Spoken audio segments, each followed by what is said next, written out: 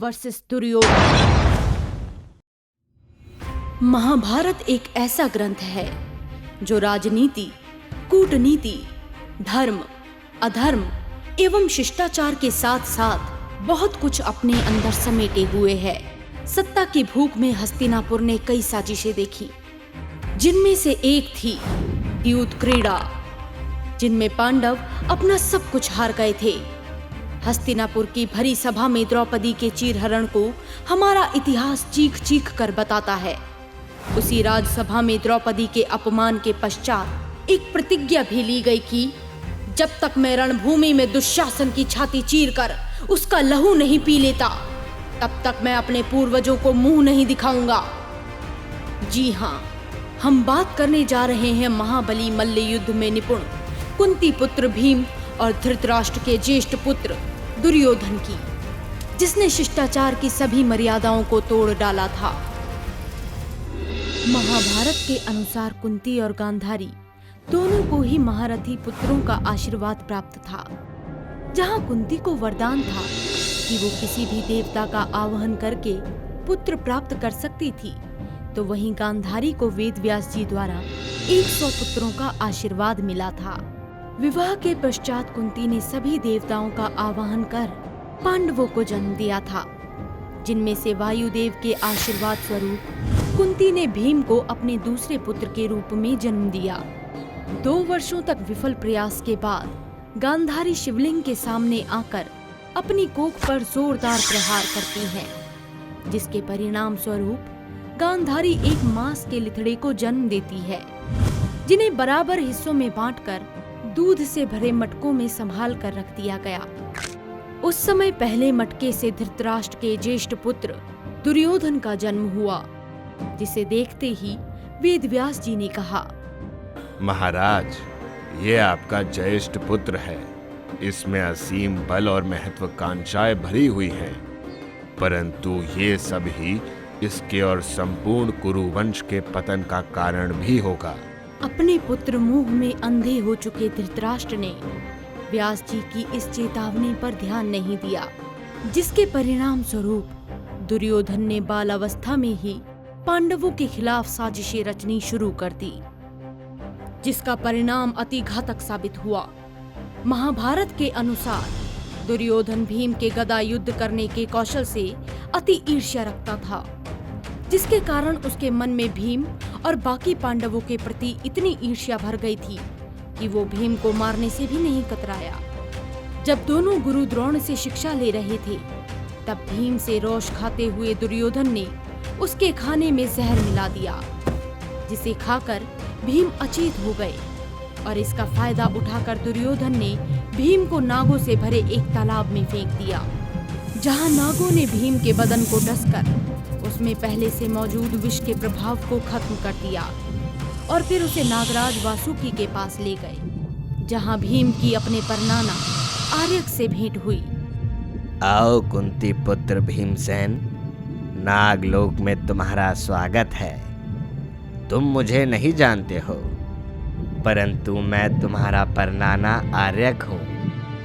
अपने परनाना के संरक्षण में आकर भीम अति सुरक्षित महसूस करने लगा था और आर्यक के निवेदन पर नागराज वासुकी ने भीम को रसकुंड से ऐसा अमृत दिया, जिसे पीकर भीम एक गहरी निद्रा में चले गए और भीम के वापस निद्रा से बाहर आने पर उसमें 10,000 हाथियों का बल आ गया था, जिसके परिणाम स्वरूप भीम अपनी बाल अवस्था में ही कई योद्धाओं से अकेले ही युद्ध कर सकता था। महाभारत के अनुसार दुर्योधन ने अपने मामा शकुनी के साथ कई बार भीम को मारने का प्रयास भी किया, पर वो हर बार विफल ही हुआ। जब पांडव और कौरव अपनी युवावस्था में थे, तब अपने मामा शकुनी के कहने पर दुर्योधन ने लक्षागृह का निर्माण करवाकर सभी पांडवों को जिंदा जलाने का प्रयास किया था, पर वो बच निकले, जिसके पश्चात उनकी माता कुंती ने उनसे कहा, पुत्रों, अब हमारा हस्तिनापुर वापस लौटना संभव नहीं, हमें जल्द ही कोई ना कोई आसरा ढूंढना होगा। अपनी माँ की आज्ञा मानकर पांडवों ने अपने लिए नया आसरा खोजने की तैयारियां शुरू कर दी। एकमात्र भीम ही थे जिन्होंने लगभग पूरे सफर में अपनी माँ को गोद में उठाए रखा। पांडवों को मरा हुआ समझकर दुर्योधन ने खूब जश्न मनाया। अय्याशी और सत्ता के नशे में चूर दुर्योधन का भ्रम तब टूटा जब उसे सभी पांडवों के जीवित होने का पता चला। तिलमिलाए हुए पांडवों को खत्म करने की इच्छा अब उसमें और भी प्रबल होती चली गई। महाभारत के अनुसार जब दुर्योधन को हस्तिनापुर का युवराज बनाकर पांडवों को एक जमीन का हिस्सा दिया गया, तब श्री कृष्ण की मदद से उन्होंने वहां इंद्रप्रस्थ नगरी का निर्माण किया और शिष्टाचार के चलते उन्होंने दुर्योधन को इंद्रप्रस्थ की स्थापना पर आमंत्रित किया। पर ऐसा नायाब महल देखकर दुर्योधन की आंखें फटी की फटी रह गई। महाभारत के अनुसार इंद्रप्रस्थ के महल में घूमते हुए दुर्योधन एक फर्श जैसे दिखने वाले छोटे से तालाब में गिर गया, जिसे देखकर द्रौपदी हंसने लगी और बोली,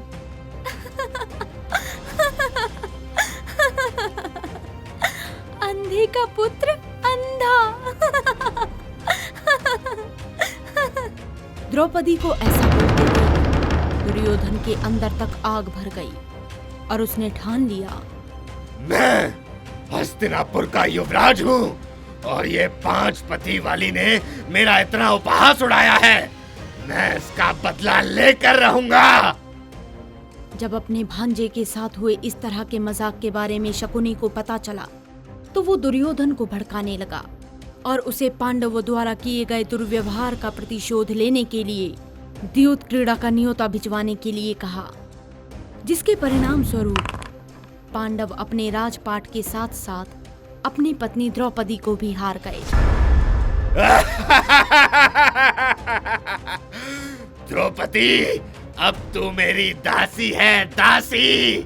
तेरी जगह मेरी जांग पर है, किसी राजमहल में नहीं।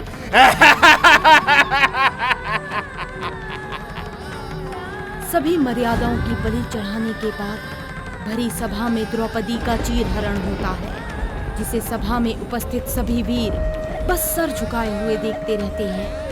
अपनी पत्नी के साथ इतना बुरा व्यवहार होता देख भीम का खून खौल उठता है और वो भरी सभा में ये घोषणा करता है कि इस सभा में उपस्थित सभी क्षत्रियों, मैं पांडु पुत्र भीम आज ये घोषणा करता हूँ कि जब तक मैं दुर्योधन और उसके सभी भाइयों को अपने हाथों से मारकर उनका खून नहीं पी लूंगा, तब तक मैं अपने पूर्वजों को अपना मुंह नहीं दिखाऊंगा। भीम प्रतिज्ञा सुनकर वहां उपस्थित सभी लोगों के कलेजे कांप उठते हैं और जब इस घटना के बारे में व्यास जी को पता चलता है तब वो महर्षि मैत्रेय को दुर्योधन को समझाने के लिए भेजते हैं, परंतु दुर्योधन अपने घमंड में चूर बस महर्षि की बातों पर अपनी जांघों पर ताली बजाता रहता है, जिससे क्रोध में आकर महर्षि मैत्रेय दुर्योधन से बोलते हैं, दुर्योधन, जो तू मेरी बातों पर अपनी जांघें बजा रहा है ना, जा, मैं तुझे श्राप देता हूँ कि कुरुक्षेत्र के युद्ध में भीम तेरी जांघों को तोड़कर तेरा वध कर देगा। महाभारत के भयंकर युद्ध में दोनों तरफ से कई योद्धाओं ने अपनी अपनी जान गंवाई और अपने करीबियों को खोने के बाद दुर्योधन डर में अपनी माँ के पास गया। माँ, मैं अपने सभी भाइयों को गवा चुका हूँ। भीम की दहाड़ बार बार मेरे कानों में गूंज रही है। मुझे डर है कि महर्षि मैत्री का श्राप कहीं सत्य ना हो जाए।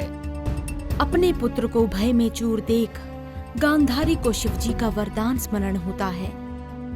गांधारी को ये वरदान प्राप्त था कि वो अपने नेत्रों से पट्टी हटाकर जिस किसी को भी नग्न देखेंगी उसका शरीर वज्र के समान हो जाएगा।